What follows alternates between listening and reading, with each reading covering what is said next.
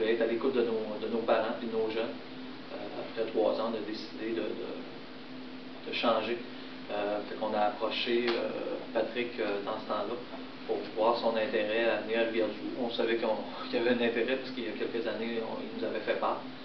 Fait qu'on s'est assis avec eux autres, puis on est très fiers d'en être venu une entente avec leur école de hockey qui sera présentée, donc l'école de hockey des Albatros qui sera présentée ici au mois d'août prochain. Quelque chose de plus diversifié que ce que l'école de hockey de power skating présentait, parce qu'on va au niveau collectif, on va dans les techniques individuelles. Et hier, on pense aux alentours de 250 jeunes. Donc, chaque jeune vient sur une demi-journée. Les plus jeunes vont s'en venir à l'avant-midi, puis les Bantam Midget, sur l'après-midi. Ils vont avoir des périodes sur glace, des périodes hors glace. Donc, c'est toute l'équipe qui entoure les Albatros qui se met au service de cette école de hockey-là.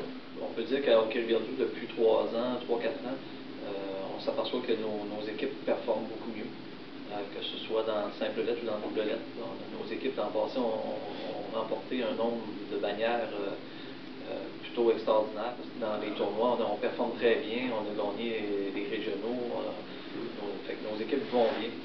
C'est parce qu'on travaille fort là-dessus au niveau des écoles. Le power skating nous a aidés. Et je pense qu'avec l'école des Albatros, ça va encore plus aider nos jeunes à performer au cours de l'année. Puis aussi, c'est local, c'est ce qu'on aime, parce qu'il y en a qui sont obligés de s'expatrier à l'extérieur pour aller à une école de hockey, mais maintenant, ils vont en avoir une ici à Rivière-du-Loup. Un jeune, quand il est sur la glace, avec nous, il bouge constamment. Il n'est pas arrêté, il a écouté des explications, etc. D'autres, on mise sur justement sur la répétition du geste. Puis on mise aussi beaucoup sur des gestes concrets qui se passent dans le feu de l'action. On parle aussi de rendre les entraînements agréables. Donc, c'est pour ça que les jeunes, c'est évident, quand ils ont des rondelles, quand ils lancent, ils trippent.